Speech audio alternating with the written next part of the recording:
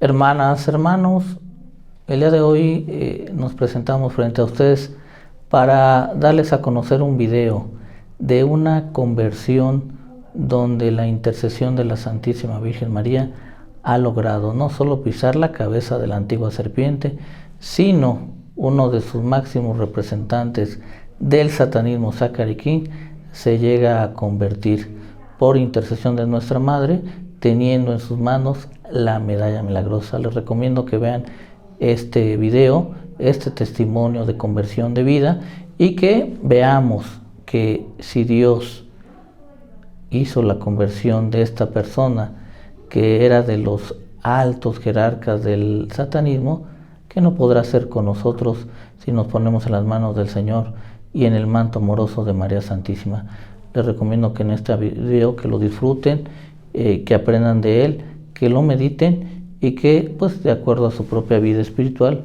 vayan buscando aquellos medios de conversión para agradar a Dios y llegar a ser santos. Que Dios los bendiga a todos. Good evening, Mexico. This is Zachary King coming to you from Wichita, Kansas. I really wish I was there with you.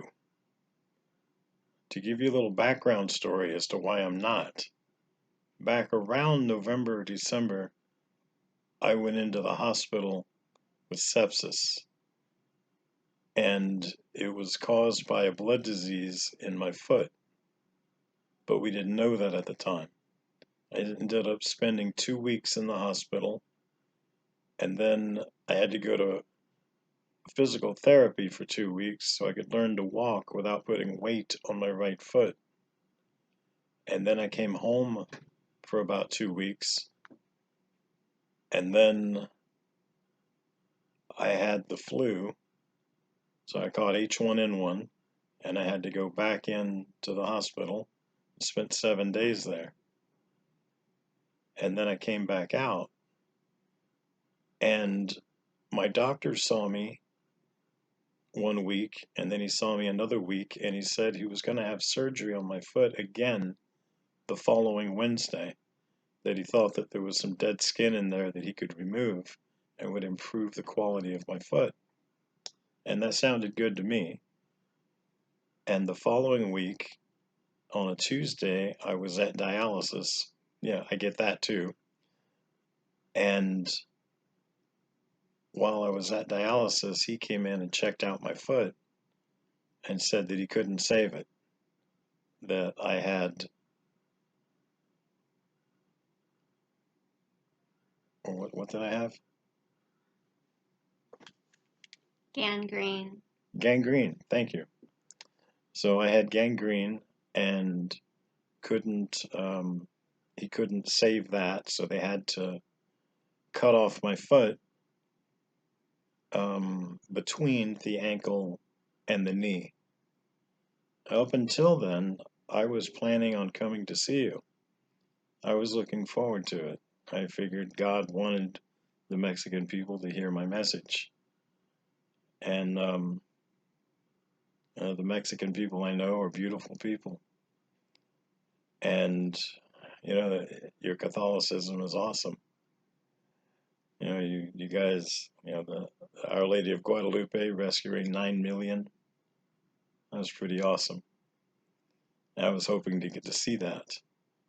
And it didn't quite work out that way. But I do want to plan a future trip to you. It would be awesome to get to see your country. So, without anything further, this is my testimony. Now, if you're familiar with me at all, you've seen my background videos on that I have 2 cats that I rescued and all the other stuff that I have going on.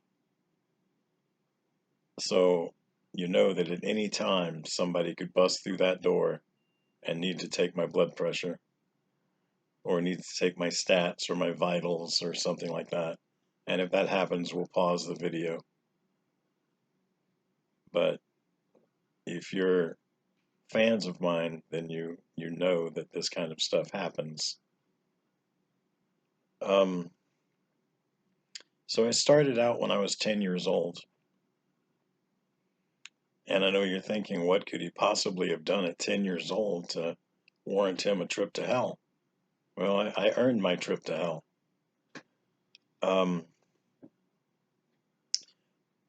I started off doing magic, trying to figure out if magic was real.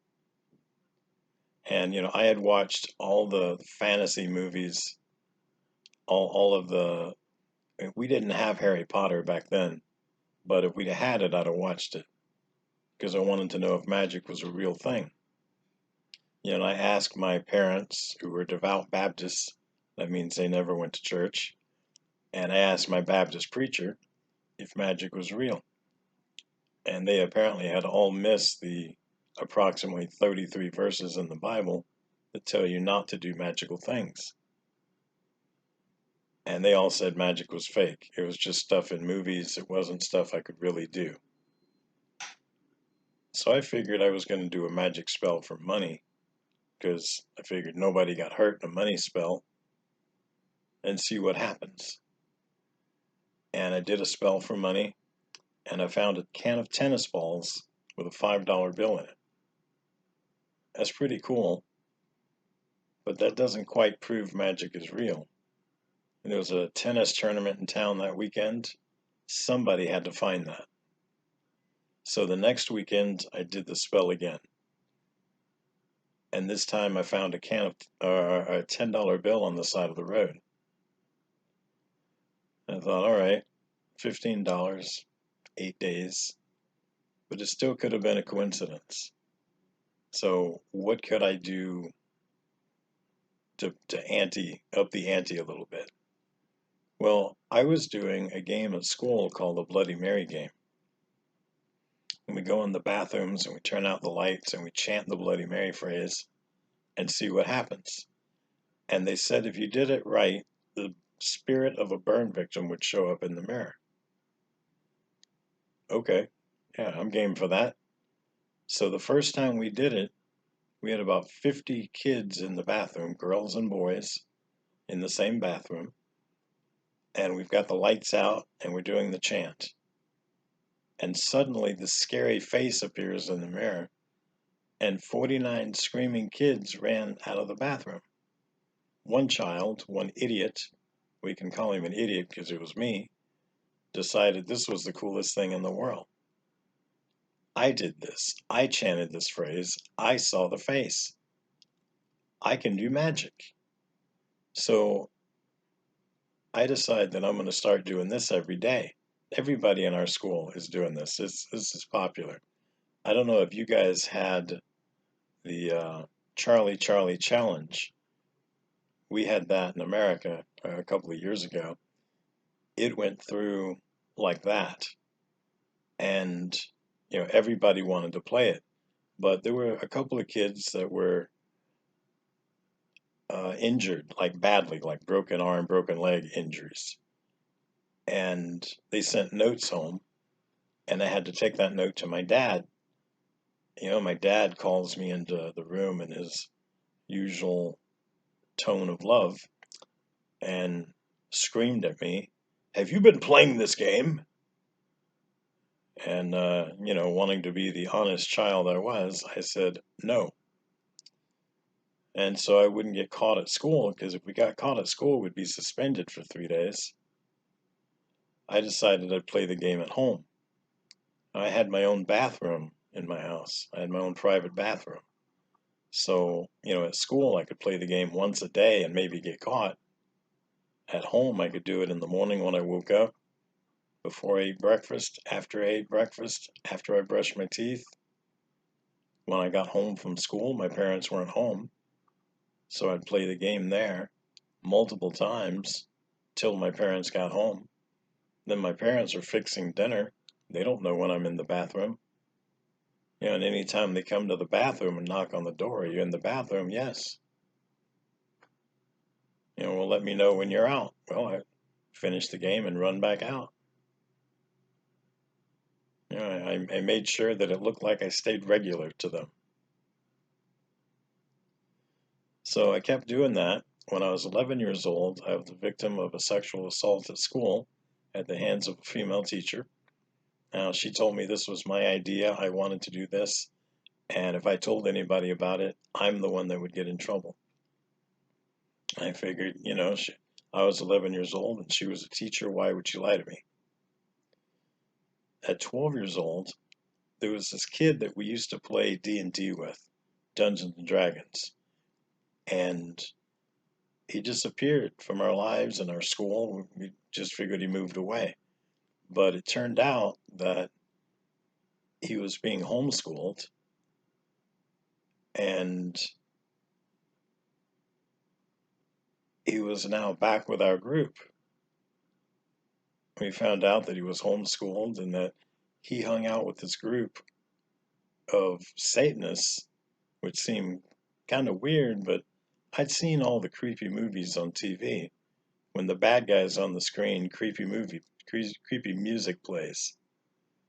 So I figured that's, not really like that would happen, but God would give me some kind of warning that this wasn't the place to be.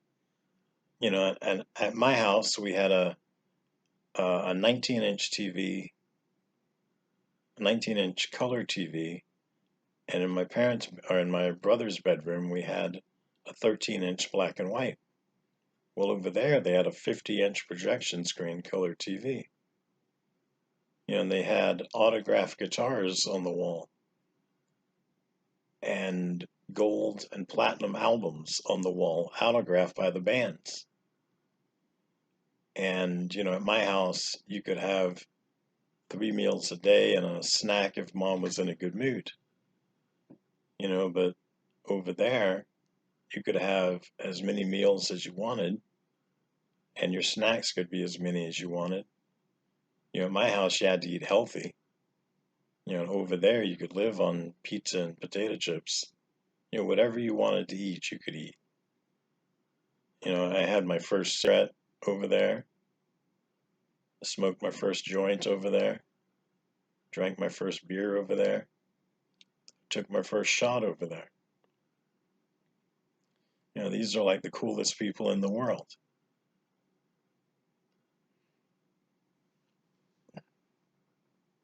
Has 10 minutes not passed yet? 10 minutes, yes. Sorry about that. So, we had all the things that I wanted to ever do and didn't even know I wanted to do. Like at my house, you could watch a G-rated movie or a PG-rated movie if Dad had vetted it. But over at this place, they had R-rated movies. I didn't know that existed. They had X-rated movies. They had triple X-rated movies. They had triple X-rated movies with kids in at my age. And I found out that what happened to me when I was 11 was atrocious.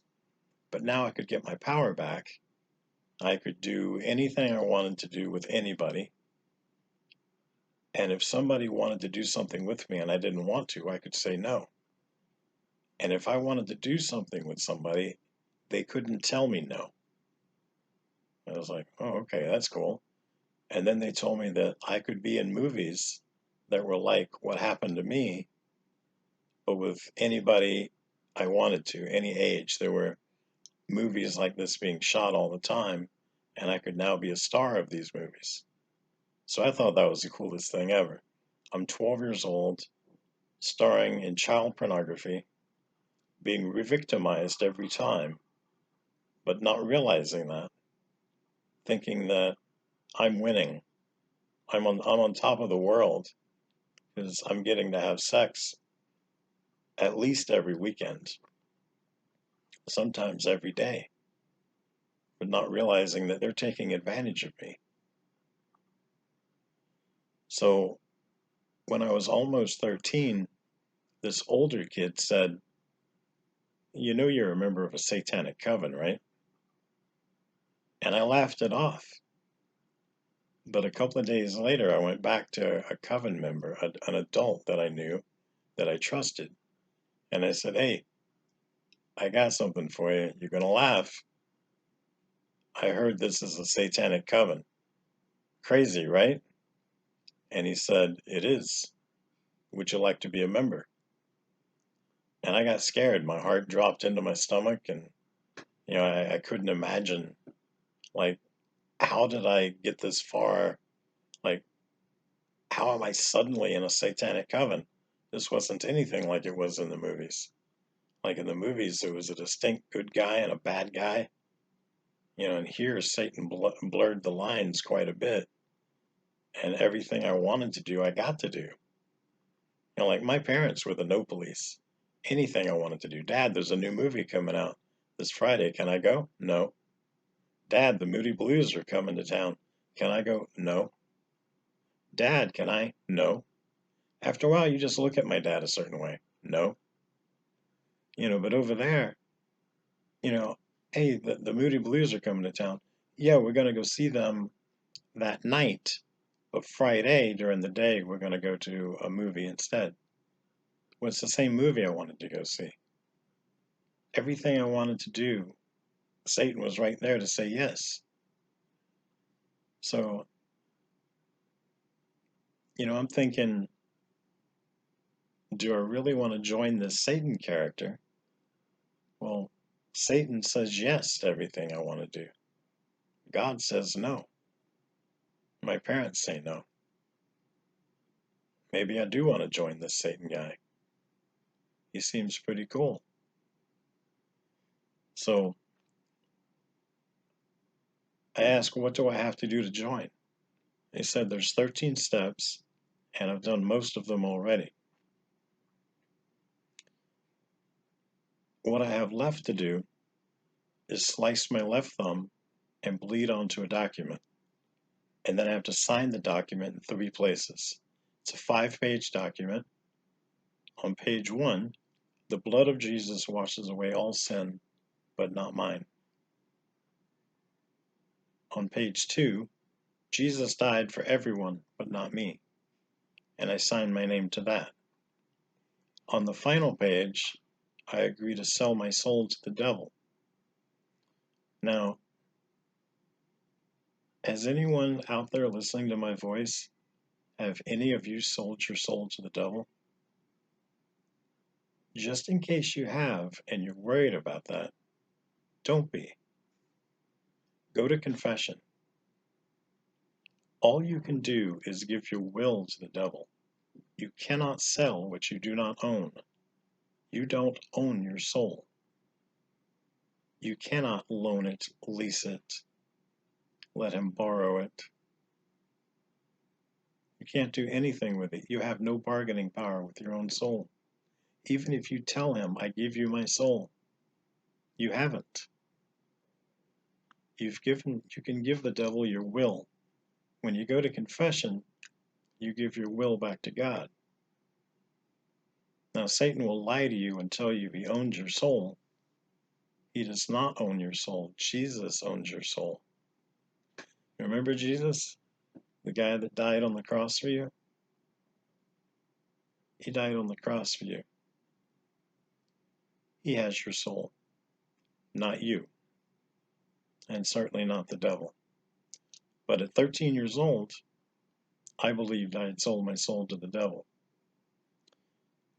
Then there's a ceremony to be held. I come into a room wearing a white robe, signifying I'm losing my innocence. They baptize me, full submersion, in a vat of human blood, pig's blood, and human urine. I come up and go into another room and I take a shower. Then I come back out in a black robe, signifying I've been baptized into a world of darkness. I come into a room and I sit in a chair, and they hand me a wheel with a crucifix in it. I spin the crucifix upside down, signifying human sacrifice. I grab the arms of the crucifix and Jesus' arms, and after they read off the document that I signed, and I show my thumb to show that it was my blood that I used, then I break the arms downward, denouncing Christ. The symbol you're left with at this point is a peace sign. You then intertwine the document you signed with the peace sign, and they say that they lock that in a vault, and your soul is forever tied to it, and that you're selling your soul, which, like I said before, is impossible to do. Then you have a party to celebrate that you're now a Satanist, but the reality is you're celebrating that one day you're going to die and go to hell. So I got to share all my magic spells and everyone else's magic spells because magic consumed me. Magic was the greatest thing in the world to me. You know, having proved that magic works, you know, this was something I could do. Oh, well, it was something I forgot to say earlier. When I was doing the magic spell, I started doing the magic spell at home, and when I did it the third time, I was doing the Bloody Mary chant. Let me go back to what I was saying before my previous interruption. In the Bloody Mary chant, you know, I had to do it at home instead of at school so I wouldn't get caught. And so then I did the Bloody Mary chant. I did my spell for money. And then when the Bloody Mary face appeared, I let it know I was doing the spell for money. And the next day I went out and I found what looked like Monopoly money rolled up tight in rubber bands. And I went out and played the next day. And later that night, I'm unraveling these rubber bands, see what I have. And it turns out it looks like Monopoly money because I'd never seen a $100 bill. When I enrolled them all, I had 10 $100 bills. So I had $1,000. And I knew beyond a shadow of a doubt that magic was real. So this is the thought that I'm moving forward with. You know, so when I have the chance to join the Satanic Coven, and I'm being taught there that magic is real, sure, yeah, I'm willing to do this. You know, everything that they're willing to do, everything seems fun. I mean, I'm trying mushrooms, I'm trying pills, pain pills, pretty much anything I can do, anything I want to do, I can do there. You know, like I'm a chocolate fiend, you know, and I've got chocolate to eat all the time. I've got chocolate there that I didn't even know existed. It's not at the regular store, you know, and I've got all the toys that I want. You know, my parents bought me a lot of stuff, but they bought me what they thought I would like. They didn't buy me what I wanted. You know, now I can buy what I want. You know, and I can keep my stuff at this other place because my parents aren't there to see what it is I've got. They don't see that I've got the complete Kiss album set. You know, they don't know that I've got all that stuff. And if they'd have known, they wouldn't have let me have it. Because remember, my parents are the no police. When I was 14 years old, I participated in a sex party that was supposed to be for me and all the males 12 to 15 years old, and a female that was 19 that was what's called a breeder. Her job is to have sex, get pregnant, and have an abortion. And so I said, cool. And then I went home to look up the word abortion because I didn't know what it meant. And I looked it up, and my dictionary was so old the word wasn't in there. So I looked it up at school, at the library, and they had like 2 or 3 books that are really thick, but they all said abortion on them, but I couldn't possibly have to read that entire book to find out what it was. So I went back to my coven and I said, hey, I heard I've got to perform an abortion in 9 months. Cool, right? And he was like, yeah, I guess. I said, well, what's an abortion? I've looked it up. I can't find it. And he says, oh, You're killing a baby in the womb. And I said, is that legal? He goes, oh yeah, in the womb legal, out of the womb murder. Okay. So at 9 months later, I performed my first late term and assisted abortion. I would say if you want to look that up, you can look up on YouTube videos of late term abortions. You don't need my gross description here, but I got to tell you, it's pretty gross.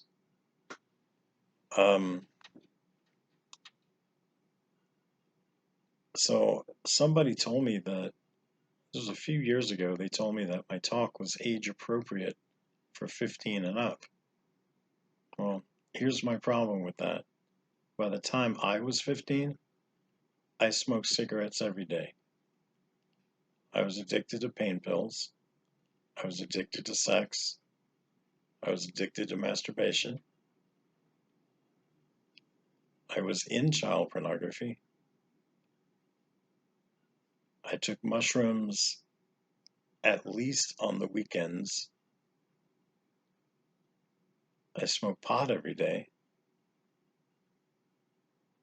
And I'd broken all 10 commandments, including murder. And now I'm old enough to hear my own talk. I'm not saying you gotta bring your child to one of my talks at 10 years old, but you gotta know the language that your kid uses. You gotta know how to talk to your kid, and you gotta know how to tell them the things that I did and warn them against them. If your child has the internet, they are not as innocent as you'd like to think they are. And if your child is gonna be curious, they have a natural curiosity, stuff they want to ask. Wouldn't you rather them ask you than ask their friend that's just as stupid as they are? Or ask you rather than ask the internet, where you can find out anything and it's not always right? You know, there's always a better place to go. Mom and dad are never cool. Mom and dad won't give me the right answer. Well, you and mom need to be cool. You need to get cool. You know, it's okay to tell your children no. If you're going to tell them no, give them an alternative. My parents would shut me down. You know, you can't do this and you can't do that. Then Satan would come right along and pick me up and go, hey, let's go do all these things your dad said no to. So avoid being my parents. You know, you want to be able to tell your child no, but hey, why don't we go do this instead? Give them an alternative. You know, when the devil says, hey, your dad said no to this, yeah, but my dad also said yes to this. So this would be cool. So I stayed with this coven till I graduated high school. And then I was going off to college. And I thought, how am I going to find another satanic coven? This is before the internet. AOL didn't exist. You know, it's like, how am I going to find someplace? It's not like they're going to advertise it in the town square. Well, I found it because they advertised it in the town square. The first day of classes was a Wednesday, and Wednesday is when I can't think of what it's called now. I'm sorry. It's a student council meetings. All the like the Republican and the Democrat and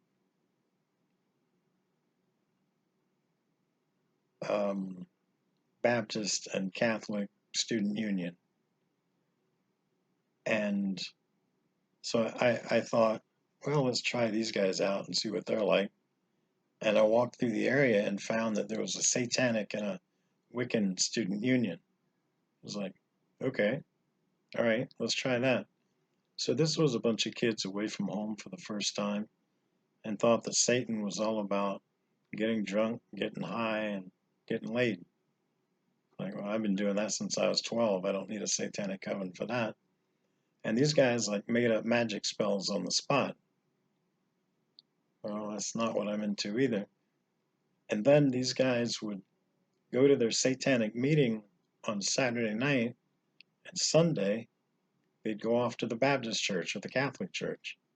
You know, whatever church they were going off to, but not to destroy it, not to break it up. But that's because they were Christian.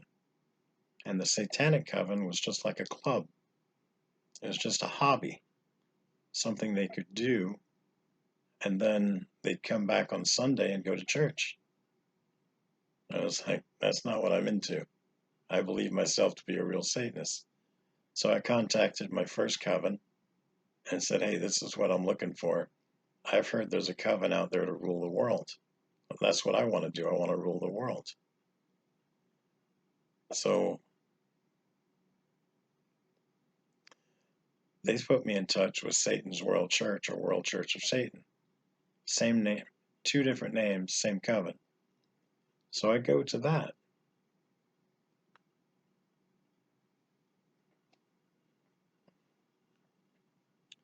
So then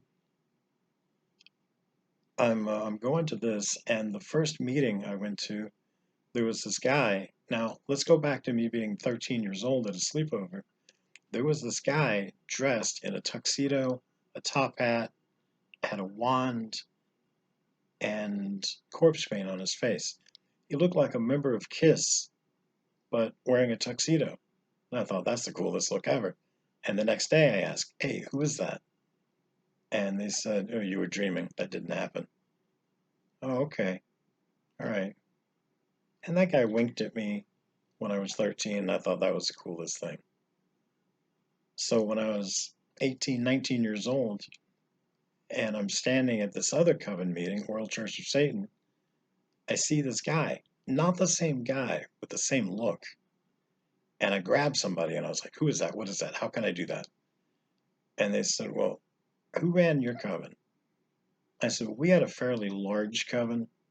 It had between 120 and 150 members. And we were run by 13 high priests and priestesses. And he said, okay. He goes, well, our coven is fairly large too.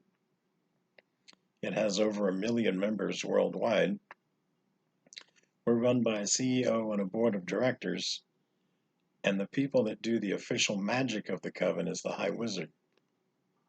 That's what that guy is, the High Wizard. I was like, how do I become that? He's like, I don't know. So then about 3 years later, I get called before the CEO and board of directors. Usually when you get called before them, you're never seen or heard from again. So I thought they were going to kill me. So I actually went out and bought a pistol with a bunch of ammo. I thought, I ain't going out like no sucker. You know, I'm like packed and ready for bear. I've got like a 9mm in my back and probably close to 150 rounds of ammo on me. And when I went in, they showed me about 9 different uniforms or outfits, variations of the costume I saw when I was 13 and again when I was 18. And they said that I'd been picked to be the next High Wizard and that I could use any one of these variations or I could choose my own. It's any variation of this look, and whatever I think is cool is how I can dress. So that sounds cool to me. I'm given this book. It's very hokey. It's called the High Wizard Handbook. It's a book basically of cartoons or animation.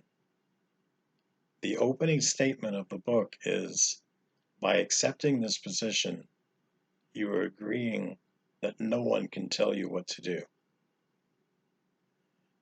No one has the authority to tell you no.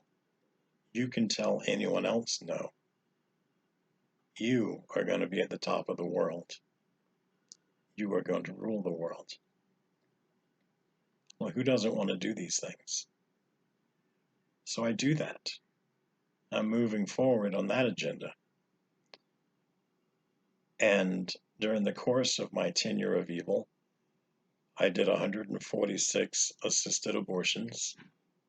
I helped split 120 churches.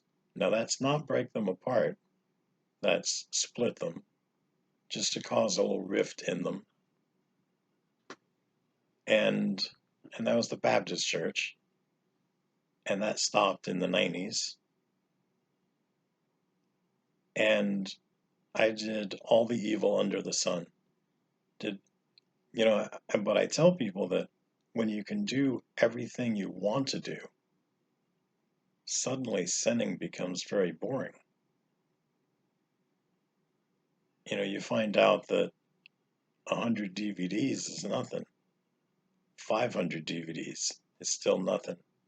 And 1,000 is still nothing. Your home theater system is never big enough or loud enough. 500 CDs is not enough. 5,000 CDs is not enough. And no matter what size your house is, it's not big enough. I had a real apartment that was in Frenchtown in Tallahassee, Florida. Frenchtown is the worst section of town. But I also had a place in Tallahassee that looked nice for if people were going to come to see the High Wizard. Then I had almost a mansion that I would go to. If I was going to certain cities around the nation, I had homes that I could stay in. I had different cars that I could drive. My real car was a Nissan Sentra. But, I had other vehicles that were like dream vehicles. Vehicles that I wanted to drive as a kid. And now suddenly I have, I always wanted a Lamborghini Countach. Now I was able to drive a Lamborghini Diablo, which I thought was still a cool car, but it wasn't my Lamborghini Countach. And, I'm doing everything I want to do, but it's no longer, when I first got my job, I got to travel. After being in it for a long time, I had to travel. It was no longer fun. There's stuff that I had to do that it just, nothing, magic consumed me and I was addicted to it, but I couldn't, I didn't want to do it, but I had to. It was my job. And I ended up plotting an escape. And I'd been in magic, I'd been in Satanism for over 20 years. And about 26 years total. And I scheduled a doctor's appointment with a satanic doctor. And I got away. I got on the highway and drove. I was supposed to get off at the last exit, but I didn't get off. I kept going. And I kept going, and eventually my car ran out of gas. And then I spent the night in my car, and the next day I sold my car and bought a Greyhound bus ticket. And my plan was to go into Canada. For some reason, I thought Canada didn't have Satan. I don't know what the reasoning was there. But so I got a bus ride, and they rejected me at New York. This was before 9/11 happened, so we didn't need a passport at that time. But apparently I did, and they rejected me, said I could go anywhere. So I kind of opened my hand up over an atlas, put it down, and it landed on Oklahoma. So I went to Oklahoma, and I lived there off the grid for the most part for about 3 years. And then I tried going into Canada again, but this time I had a car, but this time I also needed a passport, and I didn't have one. So I was heading towards one border, and I got stopped at that one, and I was told there was a border with no border guard, and it was near Vermont, and I thought, all right, I'm going to go that way. So I drove that way, and when I was almost there, I was only a couple of hours away. I was exhausted. I needed to pull over to a rest stop and take a nap. I figured, no, it'll still be fine. 2 hours from now, what's the big deal? So I took a nap, but instead of taking a nap for 2 hours, I slept till morning. And then when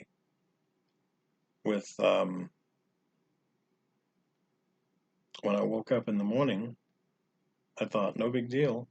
It's still just the next day. So I drove into the town, I drove to the border, and there was a guard there. And I thought, no way, this guy's not supposed to be here. So this guy pulls me over, searches my car inside and out, top to bottom. And, I'm like, thought you weren't here. And he says, oh, I've been trying to get this job for 3 years, and today is my first day on the job. And then I realized God's got a sense of humor. If I'd have done this yesterday, I would have made it fine. But as it is, I'm not making it at all. So this guy lets me go, but not into Canada. I get rejected, and I'm worth $18 and have half a tank of gas. So I drive to Vermont, Burlington, Vermont. I get a job my first day in town, working at a bar called Nectar's. And I started off as the dishwasher, and then I was a bouncer. Well, there they call them a doorman. And then I was head of security. And then I ended up moving to another bar called Kahiki Moon. And all this time, I'm still practicing magic, but I'm not joining a coven because so many of them are connected. And I don't want to join one that's connected to another one and then end up dying because they found out I'm the high wizard. So then I got into retail, and I went into Finish Line, and then Sunglass Hut, and then Piercing Pagoda. And all these places I was a manager. At Finish Line I was the manager in training. Sunglass Hut I was the GM, and Piercing Pagoda I shared the manager. I was a manager and there was another co-manager. So one day this woman come in and she wanted to buy a pair of gold tooth earrings. And I sold her what I thought was the perfect pair. And then I gave her the receipt and I said, if you call the 800 number on this receipt and take a survey, you might win $1,000. And she's like, great, I've got something for you too. And she reaches in her purse, and I thought, oh no, she's going to pull out a Jack Chick pamphlet. She's going to tell me that I'm sinning and I have to get on my knees and face God, and all these options that I don't really have because,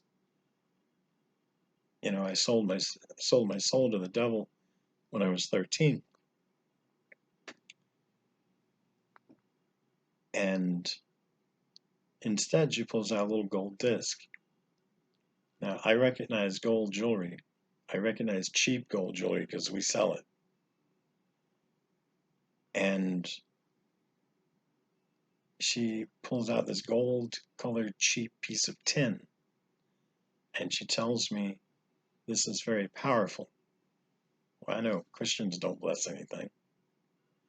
And then she says the weirdest thing I've ever heard. Now, I partied with rock stars. I helped make about 1,200 rock stars, because that's what the devil does. He works through the Illuminati, and I worked with the Illuminati for 12 years. So she says the weirdest thing I've ever heard. She said, the Blessed Mother is calling you into her army. I grew up Baptist. I'm thinking, Blessed Mother, Isis, Gaia? I have no idea who the Blessed Mother is. Now, her telling me it's powerful, though, I'm taking this as a challenge. Like, at one time, there was 7.2 billion people in the world, and there could be between 1 and 10 high wizards in the world. So let your brain wrap around that. There could have been 7.2 billion people, and I could have been the only high wizard. That's an ego trip and a half. That's really cool. And you're trying to tell me that this blessed, miraculous metal, that I didn't know that's what it was, is stronger than me? No. You're not telling me that. That's not the message I'm getting from you. The message I'm getting from you is that you think there's some mystique with this metal, but it can't do anything to me. It has no power over me. And I stuck my hand out. She looked so pleased that I was willing to take it. Of course, she didn't know I was willing to take it, and then I was going to toss it on the floor or slam it on my jewelry counter and tell her it's worthless. This has no power. There's no mystique to this. This can't do anything to me. Sure, let me have it. And I stuck my hand out, and she dropped this blessed, miraculous metal in my hand. And I clenched my fist around it, and suddenly I'm transported away from my mall and away from my store, and I'm in a darkened void, and it's me and this woman, Marianne Wickman, and she's explaining about the magic spell I did the night before that no one else knows I did. And she knows about the 120 churches I split, and that's of the devil. And the 146 abortions I committed, and that's of the devil. And she tells me about 8 or 9 other sins, and she ends every statement with, and that's of the devil. And now I'm terrified. I don't know what to do. I can't do magic with her. I can't battle her because her magic is stronger than mine. Let's go back to, I could have been one high wizard in 7 billion people. I did not have the strength to give somebody a worthless gold-colored piece of tin, transport both of us to a darkened void, and know all their sins. Her magic is beyond mine. And I'm terrified. And she says again, the Blessed Mother is calling you into her army. And I knew instantly that was the Mother of God. And when I recognized it as the Mother of God, Mary showed up. And she smiled at me. At that moment, I was acutely aware of my 146 assisted abortions. And I knew I did not deserve this smile. But she smiled at me. And she took me by the hand that had the metal in it. And she turned me around. And Divine Mercy Jesus was standing behind me. I didn't know what that was. I didn't know what Divine Mercy was. But here these rays of light shooting over me and under me and around me and through me. And I knew I did not sell my soul to the devil when I was 13. I knew that Jesus Christ was my Lord and Savior. I knew that all my magic, my occult, my New Age, my Satanism was a box of false promises. and I knew everything that's Catholic was truth.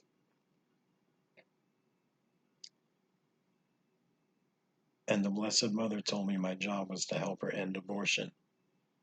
And I opened my hand, and I was back in my store, back in my mall. This woman was telling me where she went to Mass,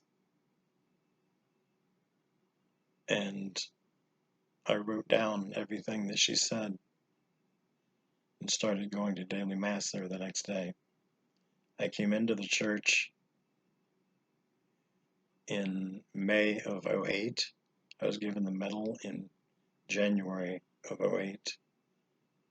If you want to know more about my history and my past, look up allsaintsministry.org, and I have a lot of instructional videos there. Thank you for tuning in. Hi, this is Zachary King, coming to you almost live from Wichita, Kansas. I was asked a question as to whether the rosary stops abortion. When the Blessed Mother asked me to help her end abortion, that my job was to help her end abortion, I just accepted that.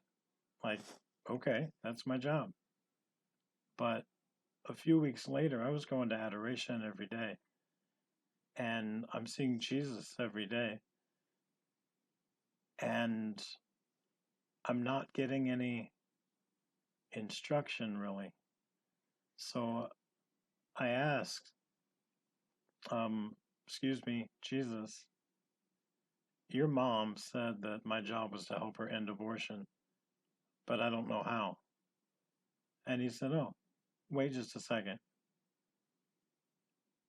And then his mom showed up, and she said, use what you know. And she was gone. And use what you know made all the sense to me because of stuff that I had seen over the last 26 years. As a high wizard, I performed 146 assisted abortions. I performed 149. 146 of them worked. 3 of them did not. One of the stories of one of those that did not was I arrived in time to do the abortion. I arrived with the abortion doctor and with my entourage.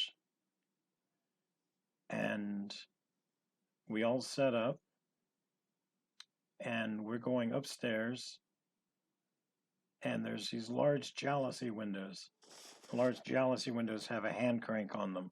So you crank them up and the windows open up. And the people outside were chanting something. They started off with, there was a satanic biker gang on our side of the road, and on the other side were a bunch of people quietly chanting. Well, we were Satanists, we chanted, so we recognized chanting. And then at some point, we noticed that they're on their knees and they're chanting with even more fervor. Like they seem happily chanting. And so we opened the jalousie windows to see what they were saying. And when we opened the windows, then we could hear that it was, Hail Mary, full of grace, the Lord is with thee. Blessed art thou among women, and blessed is the fruit of thy womb, Jesus. And as they're saying that, I'm saying that part. So I can repeat back what they're saying. And then when the second part starts, a handler is the person that brings you whatever your favorite sins are. If you've got a cocaine addiction, they're the person that brings you your cocaine. Or whatever your addiction is, they bring you whatever that is. So my handler is there, and he starts repeating back, Holy Mary, Mother of God. But we start laughing at that point. Because we're Satanists and we're thinking, who could be the Mother of God? Nobody. So we laugh that off. And they continue chanting, and we turn the jealousy the other way and close the window. And we go back over to where the abortion is taking place. And the doctor says, let's get going. It's that time. The woman is doing this as a breeder. Her job is to have an abortion. Her job is to get pregnant so she can have an abortion. The rest of the people in the room are doing the chant. Everything's ready to go.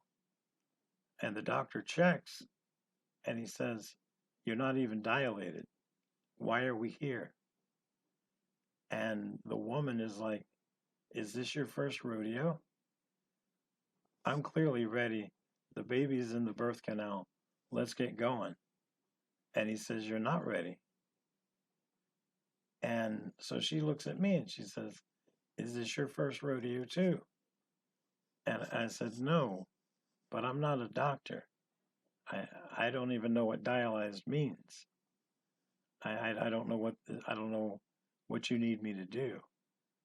And she said, will you check and tell them that I'm ready for the abortion? I said, I can't tell you that. I don't know when you're ready. She's like, the baby's in the birth canal. It's ready now.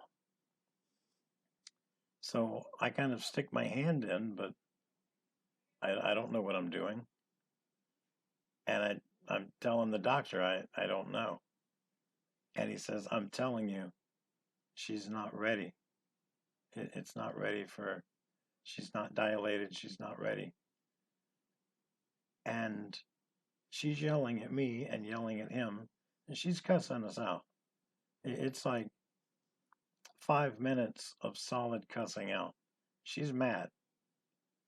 I'm mad because I've wasted my day. I'm supposed to be doing an abortion right now. And she's not ready. And the woman's cussing us out. The doctor says that he can come back later tonight. I said, I can't do that. I've got stuff to do. And the woman's talking to us, and we hear a baby cry. And we both look down, and the baby's come out. Now, at that coven, if you kill the baby in the womb, then it's an abortion. And if you kill the baby outside the womb, it's murder. So you can't kill the baby outside the womb. And it failed. We had a failed abortion. And at that time, if that happens, then we have a nurse and a social worker. my assistant's trying to help me, but I can't hear because my headphones are noise canceling. What? Social worker. Social worker, thank you. A social worker that comes in and they get the adoption started, and the baby goes out to a family that wants to adopt it. The Satanists don't want to adopt it. Satanists wanted to murder it. But we don't want to get a murder charge. So when I returned back to the office, I checked on the paperwork of all the failed abortions. And in my report, I wrote that people were praying on prayer ropes, Jesus beads, prayer beads, and worry beads. And that's all the reports I pulled up were like that. It had wording similar. No one said rosary. If we'd all said rosary, I'd have realized that praying the rosary is what's canceling the abortions. But those words weren't used. So I didn't figure that's what was being, that's what was happening. But as it turns out, having the rosary said stops the abortion. What is the power of the priests, and what graces are wasted when they do not live in grace? The power of the priest is mighty. I mean, the priest, his hands have been consecrated by the bishop. This is why he should be the only person touching the consecrated host.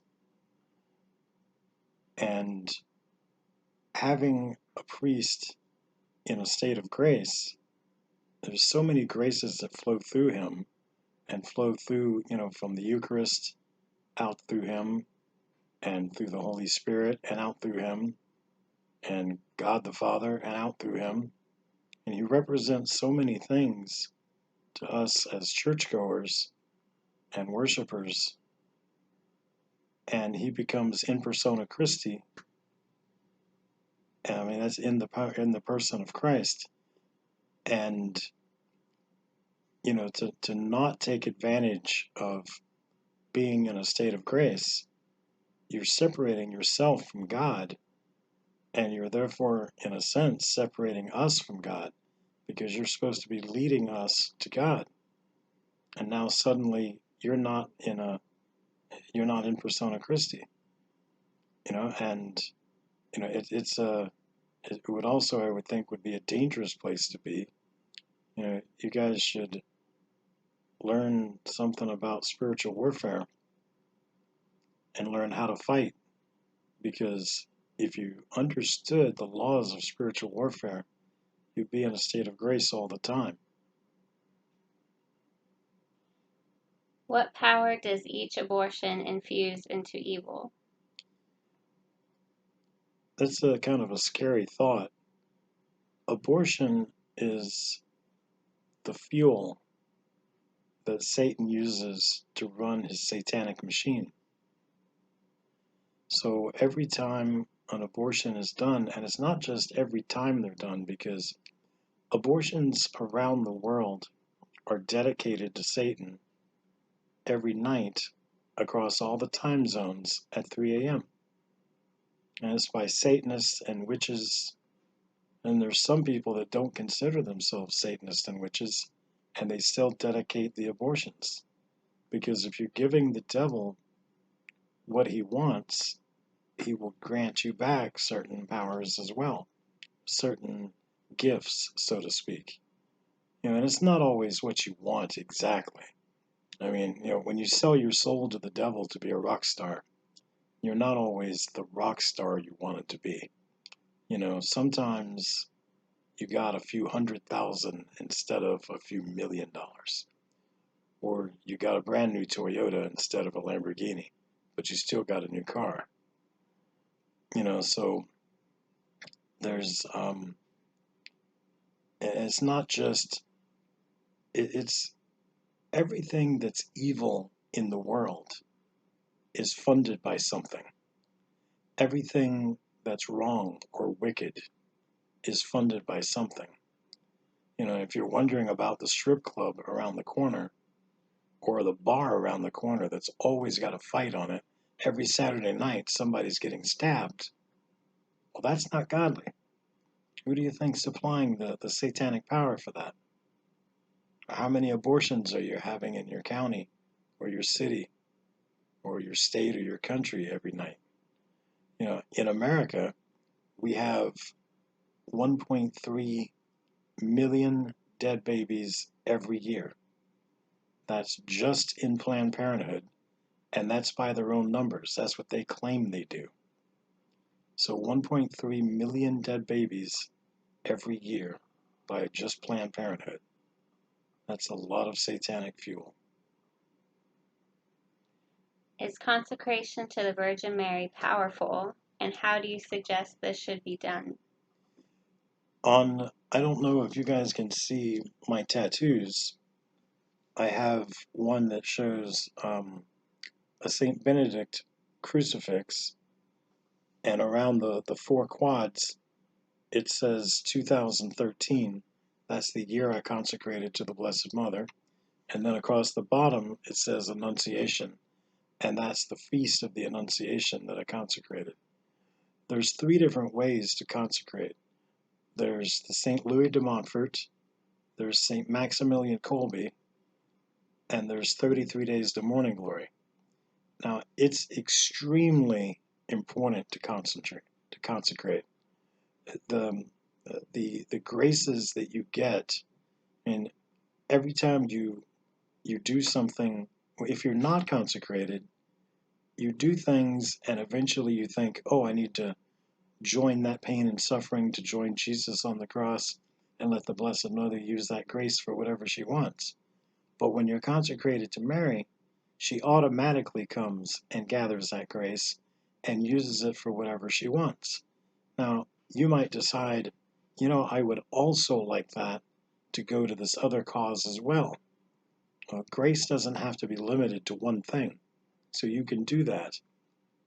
But on top of what you're giving the grace to the Blessed Mother for, she's using it for whatever she wills, which she's smarter than we are, so she knows, what she should be putting that towards. Now, I tell people there's the 3 methods, and St. Maximilian Kolbe and St. Louis de Montfort are both kind of daunting. There's a lot of stuff you have to do. But I'm an extremist, so doing one of those 2 was a no-brainer for me. But I did both. But the other one is 33 days to morning glory. The most important thing here is to get consecrated. So if you're looking at Maximilian Kolbe or St. Louis de Montfort and you're thinking, that's a lot of work, I don't want to do that. I want to be consecrated, but I don't want to do all that work. 33 Days to Morning Glory is a book where you go through the front of the book and pick the feast day to Mary you want to consecrate. And then you read 2 pages a day until you're at your feast day. All right, you have to read 33 days, but it tells you when to start and when it finishes. And you read 2 pages a day, which isn't even a full 2 pages. 2 pages a day until you've consecrated. 33 days, 66 pages. It's so simple. So if you want, do that first. Get consecrated. That would be the most important thing. And then do one of the harder ones. But at least get it under your belt that you're consecrated. Because it's a mighty, mighty act to do, and the devil doesn't want you to do it. Does celebrating Holy Mass with dignity or receiving the Eucharist worthily have repercussions on the soul?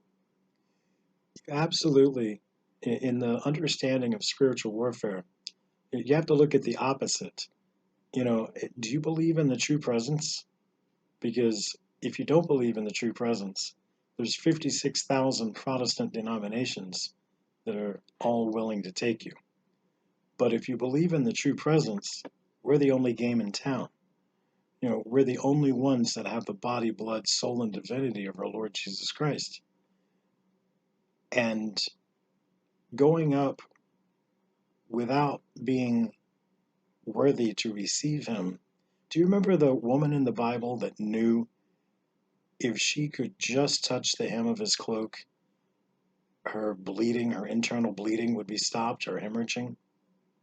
Well, I'd be okay with people taking it in the hand if they could come with that reverence, with knowing that Jesus is going to heal them no matter what, and that's why they have to touch him. But they don't. People go up front And in America, I've seen people chewing gum or eating potato chips before they take the host, or eating a pizza in the aisle in the pew before they take the host. Like, Jesus is the least important thing of what they're doing. It's the least important part of their day. I've even seen some people in bathing suits because they're going to go to the beach right after they leave Mass. And this isn't how things should be. Taking that Mass, taking that Eucharist, that's the most important part of your day. It's a beautiful thing. Being in a state of grace, which is the only way you should be taking the Eucharist, because remember, when you're taking the Eucharist not in a state of grace, they compared that to pouring fresh wine in old wineskins and it bursting. That's not a good place to be. We've got to be in a state of grace. Also, you never know when you're going to die. People don't just automatically go to heaven. That's not how this works. St. Paul didn't say, figure out your salvation with fear and trembling, but once saved, always saved. That's not a real thing. Please. And remember, as I said in my previous message, you cannot sell your soul. You cannot sell what you do not own. Thank you. Communion in the hand, what consequences does it have? Well, there's been saints that have said that people spend extra time in purgatory for taking it in the hand. There's also people that say, and saints as well, I think, that have said that you'll go to hell for taking it in the hand. And think about who is worthy of taking it in the hand. The woman in the Bible that knew that if she just touched the hem of his cloak, she'd be healed. And the priest who's been consecrated by the bishop and had his hands ordained. Those are some pretty big deals because the priest can be in persona Christi if he's in a state of grace. So, other than that, we should all be taking it on the tongue. There's no excuses for anybody.